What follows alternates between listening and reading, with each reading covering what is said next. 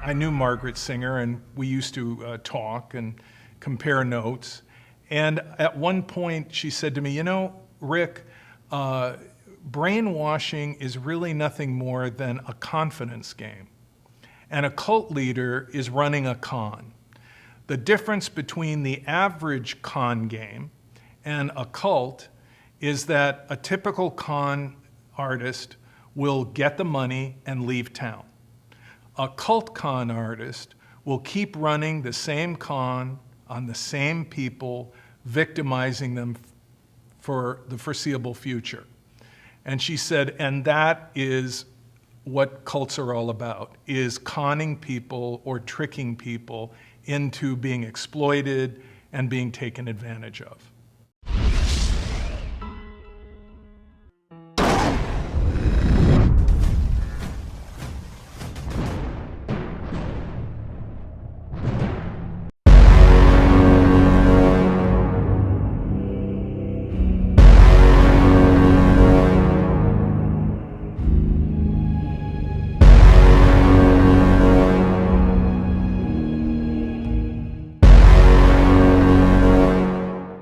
Tidak ada seorang pun yang mau bergabung dan menjadi pengikut sebuah kultus, jika dia tahu dari awalnya, akibat, dan pengorbanan apa yang dia akan lakukan untuk pemimpin kultusnya.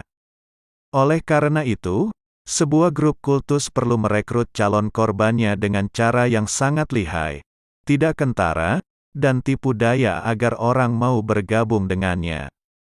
Ada beberapa alasan orang Kristen bisa tertarik dan mau menjadi seorang saksi Yehova.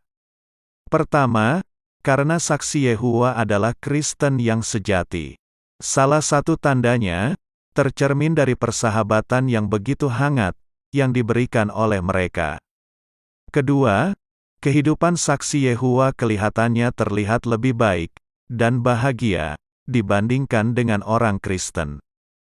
Ketiga, ajaran saksi Yehova lebih masuk akal, khususnya mengenai siapa itu jati diri Yesus Kristus yang sebenarnya, Allah, atau makhluk ciptaan. Keempat, pengetahuan saksi-saksi Yehova tentang Alkitab begitu luas, dan mampu menjawab banyak pertanyaan.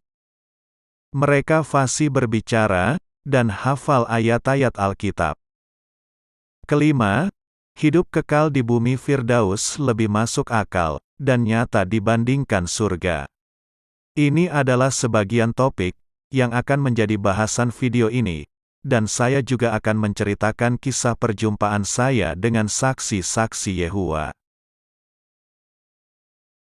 Saya berjumpa dengan saksi-saksi Yehova sekitar tahun 2002, saat mereka mengunjungi rumah orang tua saya, dan diskusi dengan mereka menjadi lebih intensif saat saksi Yehova mendirikan balai kerajaan, tempat ibadah mereka, di dalam sebuah mall, segedung dengan tempat usaha saya.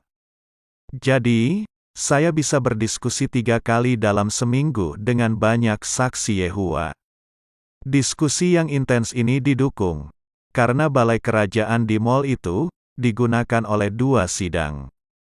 Waktu itu, saya sangat mengagumi saksi Yehova dalam beberapa aspek. Misalnya, kesabaran saksi Yehova yang luar biasa dalam mengajar. Contohnya, jika saya sedang berdiskusi dengan saksi Yehova di toko saya, dan ada konsumen datang, saksi Yehova itu dengan sabar menunggu saya menyelesaikan bisnis saya dulu. Dan juga saya kagum dengan kecakapan mereka berbicara, dan menghafal ayat-ayat Alkitab. Dan tentu saja persahabatan yang hangat diperlihatkan oleh mereka. Namun demikian, satu hal yang saya sudah tahu waktu itu, yaitu ajaran saksi Yehova itu sesat. Khususnya menolak keilahian Yesus Kristus. Lalu mengapa saya tidak menjadi saksi Yehova, bahkan membuat blog dan YouTube channel untuk membongkar ajaran saksi Yehova? Ada 2 alasan sederhana. Pertama, saat berdiskusi dengan semua saksi Yehova tentang ajaran Tritunggal, mereka menggunakan pola pertanyaan dalam bentuk modalisme, yaitu ajaran yang menyamakan pribadi Bapa dengan pribadi Yesus merupakan satu pribadi. Contoh pertanyaannya, jika Yesus adalah Allah, mengapa Yesus berdoa kepada Allah Bapa? Masalah ini saya telah bahas di video nomor 59, yaitu bagaimana pemahaman saksi Yehova disesatkan oleh organisasinya sendiri. Saya menjadi curiga, karena jika agama ini adalah agama sejati, dan organisasi ini mengajarkan kebenaran, mengapa menara pengawal malah menyesatkan anggotanya sendiri? Kedua, saya mencari informasi melalui dunia maya tentang organisasi menara pengawal. Buku pertama yang saya baca adalah buku karangan Kevin Quick. Buku itu menceritakan pengalamannya menjadi seorang saksi-saksi Yehova. Ceritanya menarik karena menjadi saksi Yehova tidak sama seperti menjadi orang Kristen. Misalnya, saksi Yehova tidak boleh menghadiri ibadah di gereja, karena menganggap doktrin gereja bersumber dari setan. Dan juga lain-lain aturan yang mengikat saksi Yehova.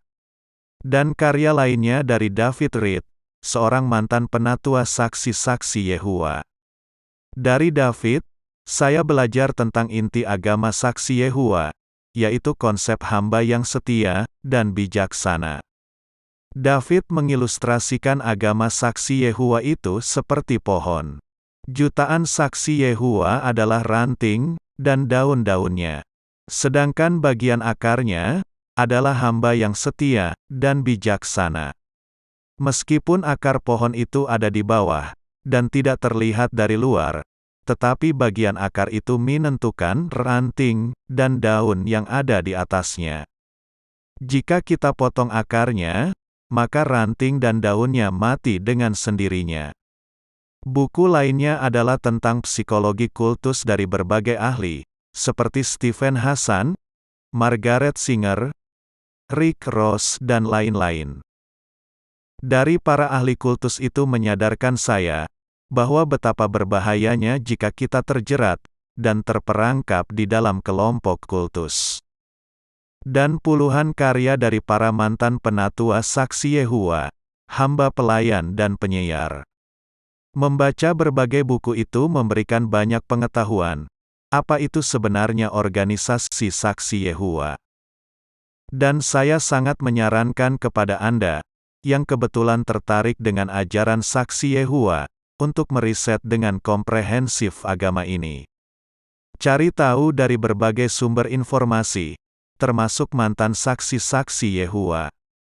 Jangan asal percaya cerita satu pihak saja, yaitu cerita dari saksi-saksi Yehova. Saksi Yehova yang mengunjungi Anda sedang menjual agamanya. Oleh karena itu, saksi Yehova itu pasti menceritakan hal yang baik dan positif tentangnya. Alkitab juga menyarankan agar kita menguji segala sesuatu. Arti kalimat segala sesuatu berarti dari berbagai sumber informasi. Semuanya demi kehidupan, keluarga, dan keturunan Anda sendiri. Kita tidak ingin anak cucu kita terperangkap menjadi budak organisasi ini.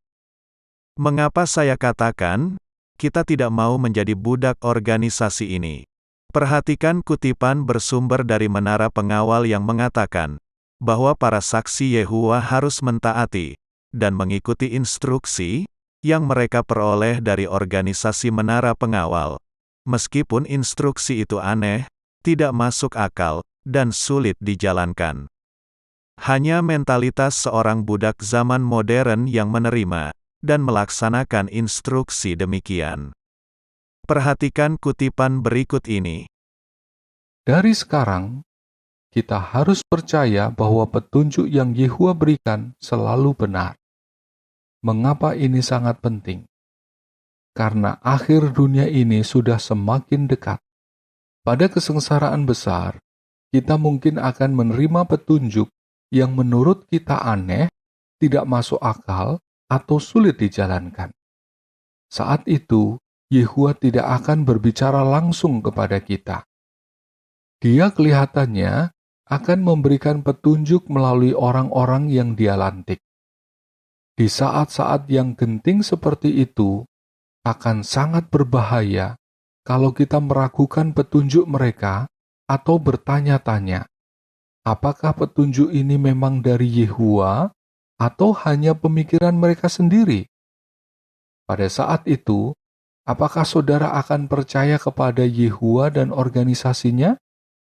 Jawabannya bergantung pada sikap saudara sekarang. Kalau saudara sudah terbiasa menaati petunjuk dari sekarang, saudara akan lebih mudah menaati petunjuk yang diberikan nanti selama kesengsaraan besar. Perhatikan komentar dari seorang mantan saksi Yehua di channel ini. Memang benar demikian faktanya. Seperti yang aku alami selama 36 tahun menjadi hamba kultus ini. Benar-benar aku telah menyia-nyiakan hidup. Sekarang kita bahas 5 alasan orang Kristen mau menjadi seorang saksi Yehua. Alasan pertama, yaitu saksi Yehua adalah agama sejati.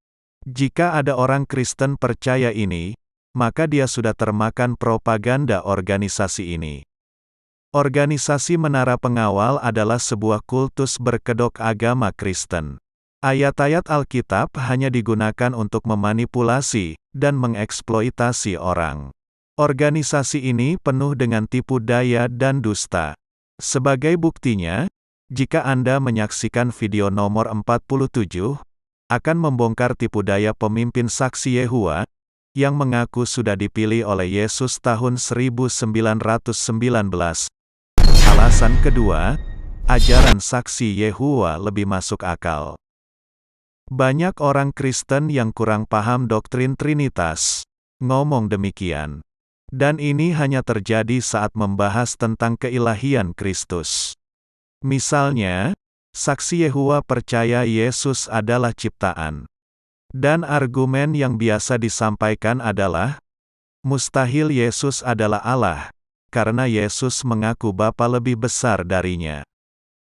Atau Yesus bukan Allah, karena Yesus mengaku Allah sebagai Bapanya. Argumen-argumen yang kelihatannya masuk akal ini, sangat mudah dipatahkan, jika kita memahami doktrin Tritunggal dengan benar dan utuh. Anda bisa menyaksikan video bersambungnya di bagian kolom deskripsi. Orang Kristen bisa disesatkan oleh saksi Yehua, karena ia tidak paham ajaran Trinitas. Dan jika Anda mempelajari doktrin saksi-saksi Yehua lebih dalam, justru ajaran saksi Yehua tidak masuk akal, dan doktrin buatan manusia. Contohnya, saksikan video nomor 51 untuk buktinya. Alasan ketiga, kehidupan saksi Yehua terlihat lebih bahagia, dan lebih baik. Jika Anda berpikir demikian, berarti Anda salah besar. Kehidupan saksi Yehua dipenuhi oleh berbagai rasa takut, yang sengaja diciptakan oleh pemimpin mereka di dalam hati dan pikiran anggotanya. Silahkan Anda saksikan video nomor 35 yang memuat kesaksian saksi Yehua yang mengalami gangguan jiwa. Dan sekarang kita saksikan pengakuan mantan penatua tentang psikologi kehidupan saksi-saksi Yehua. You know, the damage that some religion can do, you know, Jehovah's Witnesses basically believe that there's going to be a day of reckoning and God is going to destroy everybody that is not a Jehovah's Witness, to put it flatly. And the thing is you know, if you're a good, faithful Jehovah's Witness, you have nothing to worry about. The problem is that for many, probably, well, most if not all Jehovah's Witnesses never feel good enough. They never feel good enough, and you know, the religion is designed to make you feel bad about yourself and to create a negative feeling in yourself. And so, while it's supposed to be this happy Christian religion that's the best way of life according to them, it turns out that it's not the case. It turns out that it's much, much worse.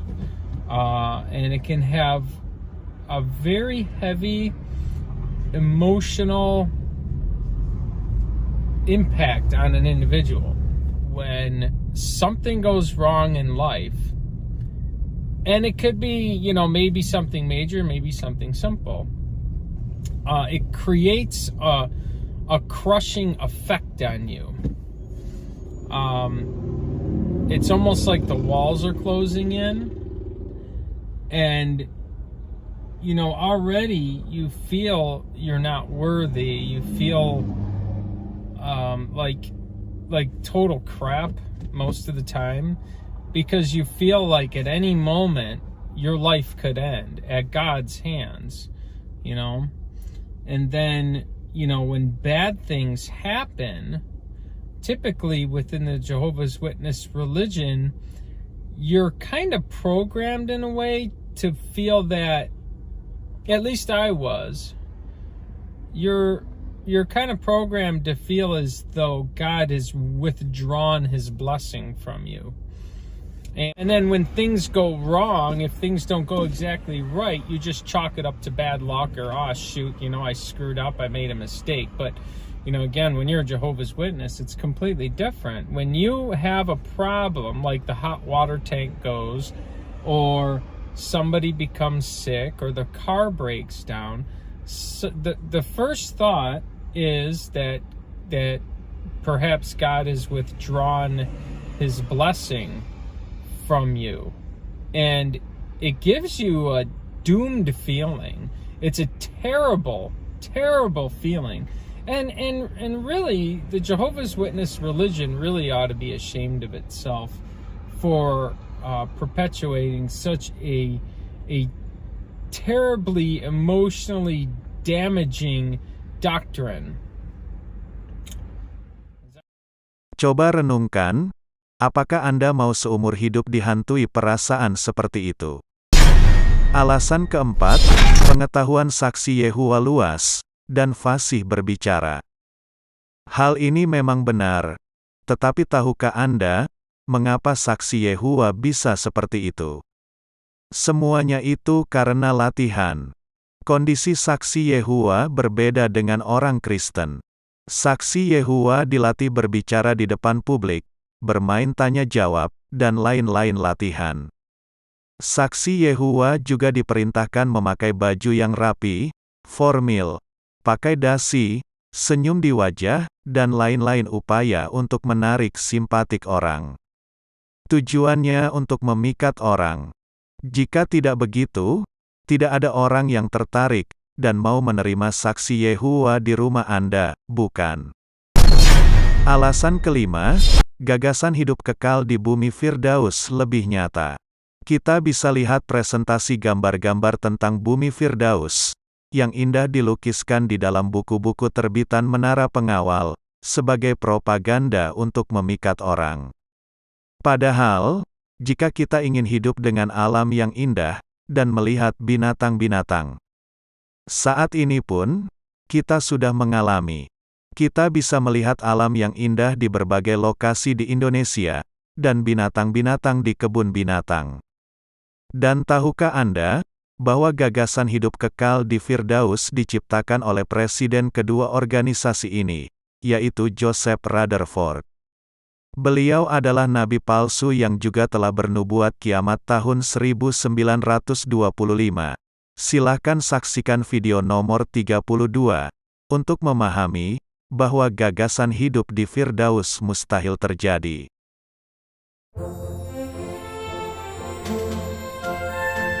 Thank you.